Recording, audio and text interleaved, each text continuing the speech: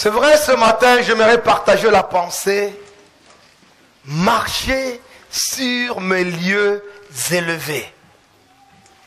Amen. Quand on lit ces textes, à partir du chapitre 1er, nous allons voir que Habakkuk, il est en train de vivre une situation vraiment pénible. Il est en train de se poser des questions. Et par rapport aux questions qu'il est en train de se poser, Dieu lui donne des réponses. Mais à la fin de ce chapitre, au chapitre 3e, à la fin du livre, Habakkuk arrive à un point de dire, l'Éternel le Seigneur est ma force. L'Éternel le Seigneur rend mes pieds semblables à ceux de biche. Le Seigneur l'Éternel me fait marcher sur mes lieux élevés. Ce n'est pas sur ces lieux, mais sur mes lieux à moi. Pourquoi dois-je marcher sur mes lieux élevés? Nous allons prendre 3 points importants. Et dans ces 3 points, le premier point, c'est pour y trouver une véritable protection. Et je vois Habakkuk qui croit encore à la fidélité de Dieu. Il comprend que le peuple vient de faire des choses qui n'ont pas honoré Dieu. Il comprend que le peuple et que Dieu peut corriger son peuple. Il croit que Dieu est capable de faire ce qu'il veut faire. Mais il se pose simplement la question, il se dit, pourquoi Dieu s'est choisi de Chaldéens, un peuple païen, pour corriger son peuple? Ça, ce sont des questions qu'Habakkuk se pose. Pourquoi les Chaldéens? Et si on voit au chapitre 3, au verset 2, nous allons voir qu'il est même saisi de crainte. Il est surpris. Pourquoi Dieu doit faire ça? Pourquoi le Chaldéen? Pourquoi pas lui-même Dieu? Pourquoi? Et il aurait même voulu que ce soit un ange ou des anges qui viennent du ciel, mais un peuple. Et Dieu lui-même dit à Habakkuk au chapitre 1er, comment sont les Chaldéens? Ils sont violents, sans pardon. Leurs chevaux courent plus rapidement que le léopard. Dieu est en train de montrer à Habakkuk ce qu'il veut faire. Mais comment il va vivre toutes ces choses? Comment ces choses vont-ils arriver? Comment cela va se faire? Ce sont des questions qu'il se pose. Il se pose des questions, des questions, des questions. Mais à un point, il arrive et il réalise que s'il doit commencer à voir ces choses et commencer à penser d'une façon naturelle, il ne trouvera pas de solution. Or, dans notre vie, il y a des choses qui nous arrivent. Et si simplement nous voulons les voir d'un aspect purement naturel, nous n'en sortirons pas. Et Habakkuk s'est dit, il faut que je marche sur mes lieux élevés. Si vous avez l'habitude d'aller dans les montagnes, vous allez voir des biches ou des chèvres sauvages. Ils sont dans les montagnes. Et leurs pieds sont vraiment pointus. Et ils savent comment s'accrocher dans des montagnes. Comment galoper, rester dans les montagnes. Et Habakkuk s'est dit, si je reste ici en bas, je vais mourir. Il faut que je marche sur mes lieux élevés. Il faut que j'aie mes regards fixés vers le haut. Il faut que je regarde les choses. Je suis en haut et je regarde les choses d'en bas. Parce que Dieu est en haut et je vais aller dans la présence de Dieu. Pourquoi? Parce que là, je peux trouver la protection. Dieu a dit et Dieu va accomplir sa parole. Mais je sais une chose. Son amour pour moi n'a pas changé. Alléluia. Je sais que son amour n'a pas changé. Habakkuk veut changer sa façon de raisonner. Il veut changer sa façon de réfléchir. Il veut changer sa façon de penser. Il ne veut plus prendre les choses d'une façon simple, naturelle, humaine. Mais il veut prendre les choses dans une dimension spirituelle. Et il s'est dit, seul le Seigneur peut les faire. Et David, dans la même situation, David était délivré de la main de Saül. Dans le psaume 18, nous allons voir le même texte que nous avons ici dans Habakkuk chapitre 3, dans le psaume 18, le verset 34, David dit la même chose. Il comprend que Dieu l'a délivré. Et par cette délivrance, David est en train de dire ici, au verset 34, Dieu il rend mes pieds semblables à ceux de bûche et il me place sur mes lieux élevés. Alléluia. Mais au verset 2, il dit, j'aime l'Éternel. Ô Éternel, ma force. J'aime l'Éternel. L'Éternel est ma force. David savait que Saül, en tant que roi, il avait le pouvoir sur lui. Et lui, un jeune homme, il était en fuite. Mais Dieu l'a protégé, Dieu l'a gardé.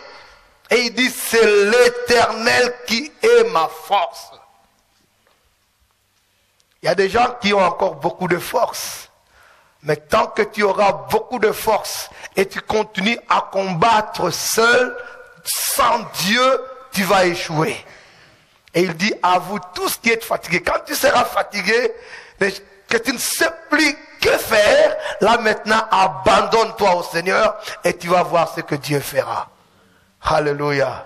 Il est un Dieu bon. David dit, il me fait marcher. Il me place sur mes lieux élevés. Dieu me positionne. Il me met en protection. Il me met en dehors du danger. Et seul Dieu peut te mettre hors du danger. Parce que l'ennemi, lui, il est là pour te tuer. Amen. Il ne fait pas de cadeaux aux gens, les diables. Amen.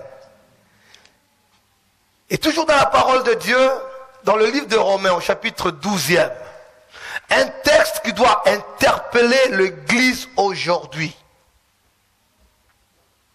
Paul nous dit, je vous exhorte, frères, et en nous exhortant, il dit, soyez transformés par le renouvellement de l'intelligence. Il y a des choses que nous acceptons. Nous trouvons que ces choses-là sont normales, ces choses-là sont arrivées. Non, non, non, non, non. Nous devons avoir à nous une pensée transformée, une intelligence renouvelée.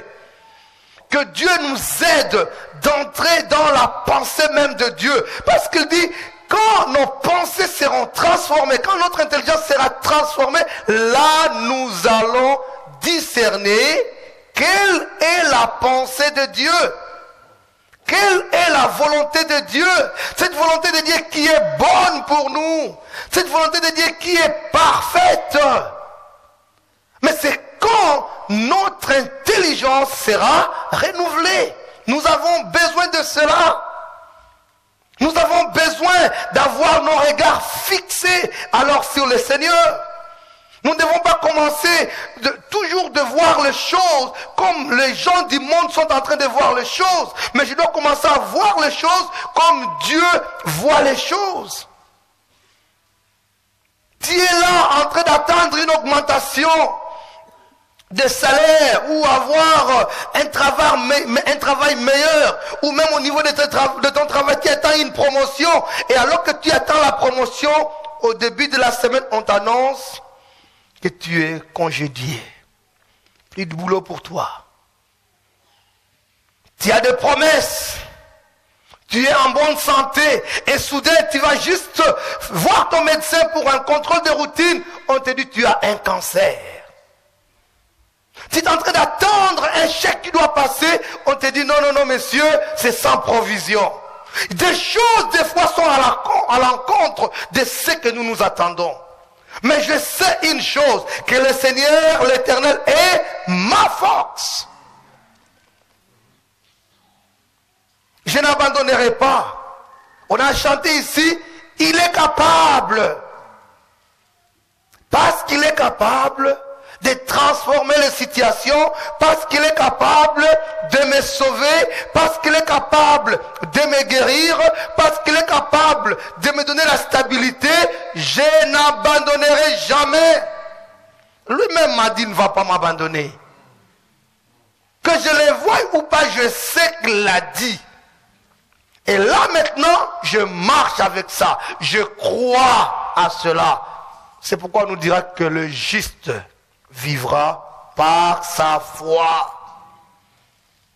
Je n'ai pas besoin de la foi de l'autre, c'est ma foi à moi. Je sais qu'il m'a dit, il sera là avec moi tous les jours, jusqu'à la fin de temps. Quel que soit ce que je suis en train de vivre, cela ne va pas m'impressionner. Cela ne va pas me décourager.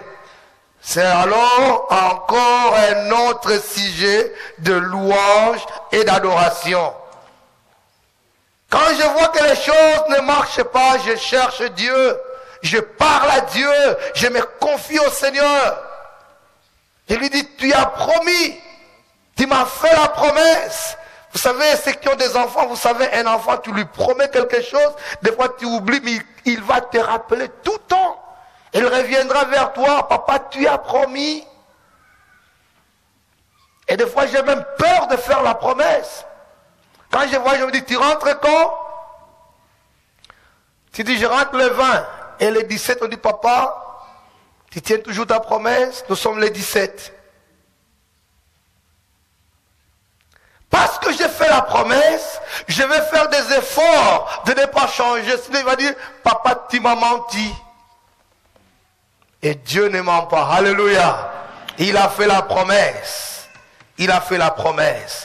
Parce que Dieu a fait la promesse, j'aimerais nous dire, mes amis, nous devons trouver une façon, nous devons trouver un moyen pour saisir quelque chose chaque dimanche, chaque matin quand nous sommes dans notre culte personnel ou le soir selon que la famille a décidé. Mais je dois chercher comment garder, comment recevoir, soit une parole, soit par un chant.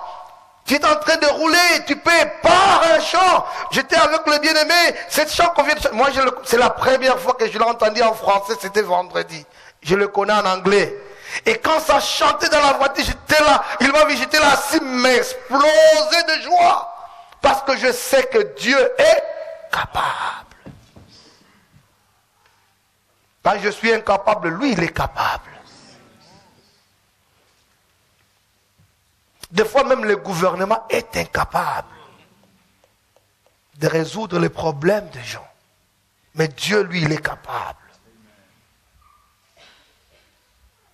Et quand ces chants étaient en train d'être chantés, si moi j'ai vu vraiment la gloire de Dieu, et la servante de Dieu est en train de proclamer des choses, je ne sais pas comment tu as appris ça.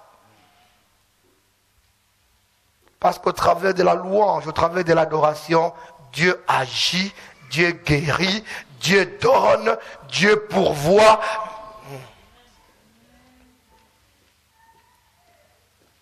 C'est mon plus beau cadeau depuis que je suis en France. Ça va faire 2 semaines maintenant. J'ai encore compris parce que Dieu a parlé dans mon cœur. Il est capable.